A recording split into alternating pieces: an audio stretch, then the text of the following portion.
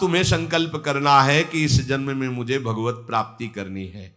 जो संत शास्त्र सदगुरुदेव कह रहे हैं ऐसा करो ऐसा ना करो, यदि आप इस भावना को स्वीकार करके आराधना करेंगे तो निश्चित निश्चित भगवत प्राप्ति इसी जन्म में हो जाएगी।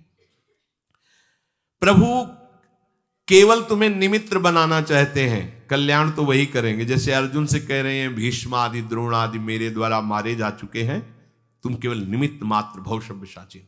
ऐसे ही अय उपासक तू केवल निमित्त बन जा, जो शास्त्र सदगुरुदेव आज्ञा करते हैं वैसे ही तू चल दे अपने मन को मार के, केवल तू निमित्त बन जा।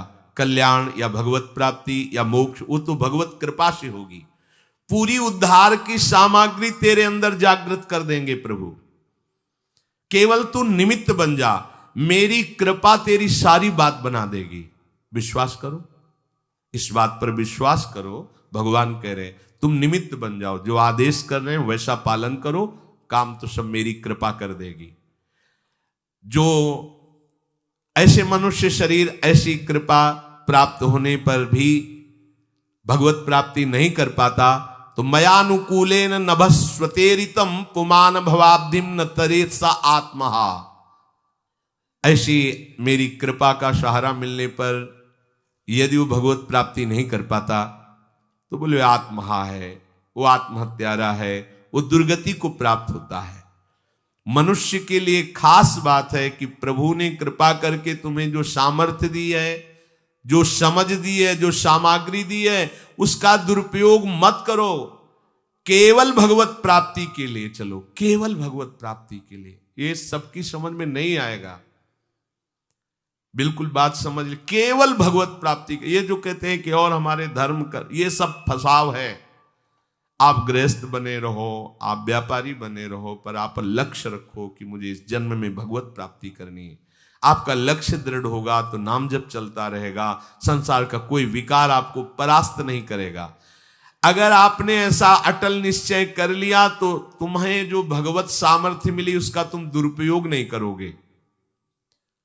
देख लो, अपने लोग बहुत बड़ी गलती करते हैं, जो आध्यात्मिक ऊर्जा शक्ति उसको विषयों में दुरुपयोग करके नष्ट कर रहे हैं।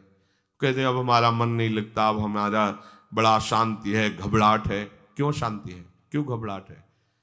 जब तक तुम धर्म विरुद्ध नहीं करोगे तो अशांति नहीं हो सकती, भय नहीं लग सकता, विषाद नहीं हो सकता, क्लेश नहीं हो सकता। लिख लो ये बात, किसी को भी कभी भी भय महसूस हो रहा है, अशांति महसूस हो रही, घबराहट महसूस हो रही, आप भगवत प्रदत्त शक्ति का दुरुपयोग कर रहे हैं, समय का दुरुपयोग कर रहे हैं, सामग्री का दुरुपयोग कर रहे हैं, अर्थात कोई न कोई अधर्म आचरण कर रहे हैं।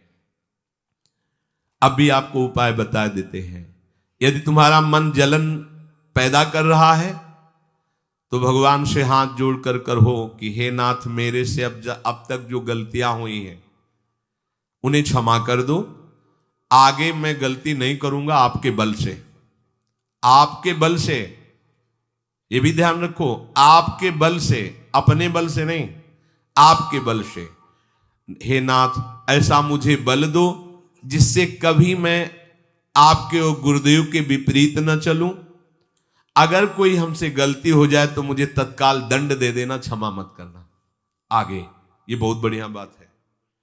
अगर हमको क्षमा कर दिया जाएगा तो हमारे मन को उत्साह बढ़ जाएगा फिर गलती करने का। अगर दंड दे दिया जाए तो मन डर जाएगा। तो इसीलिए प्रार्थना में ये भी कहना चाहिए, पर हिम्मत नहीं पड़ेगी, क्योंकि मन को बहुत दुलार करते हैं ना, कि प्रभु मेरे से जो गलती हुई उसे मुझे दंड दे दो, मैं क्षमा नहीं चाहता। क्योंकि हम देखते हैं जब हम क्षमा कर देते हैं तो उसका उत्साह बढ़ जाता है मन का और गलत करने का। प्रभु इसे क्षमा मत करो, इसे दंड दो। एक बार इसकी भरपूर बेइज्जती होनी चाहिए। जब इसको सब देखेंगे हाँ ये, तो अपने आप ही मन सही रास्ते में आ जाएगा। प्रभु आप क्षमा कर देते और बात गुप्त रहती है तो इसको बढ़ावा और मिल जाता है और पापाचरण कर, क्योंकि ये दुष्ट है ना। अगर साधु हो तो बचत हो जाए कि देखो प्रभु ने इस गलती को छुपा दिया और कोई जाना भी नहीं और क्षमा भी कर दिया, अब मैं आगे से बिल्कुल नहीं करूंगा। ये दुष्ट है ना, ये ऐसा नहीं करता। क्षमा हो गई तो उसको लगता है आगे भी क्षमा हो जाएगी, चुपचाप चलो मनोरंजन करते हैं। नहीं प्रभु मुझे दंड दीजिए, जैसे कुंती जी कहती मुझे विपत्ति दीजिए। ऐसे उत्तम भक्त वही है। हे नाथ, आज तक जो गलतियां हुई क्षमा कीजिए, आगे गलतियां नहीं होंगी, ये मैं आपके बल से कह रहा हूं। प्रभु यदि मेरे से चूक हो जाए तो आप क्षमा मत करना, मुझे दंड देना, जिससे मेरा सुधार हो जाए, मैं आपके अनुकूल चलने लगूं।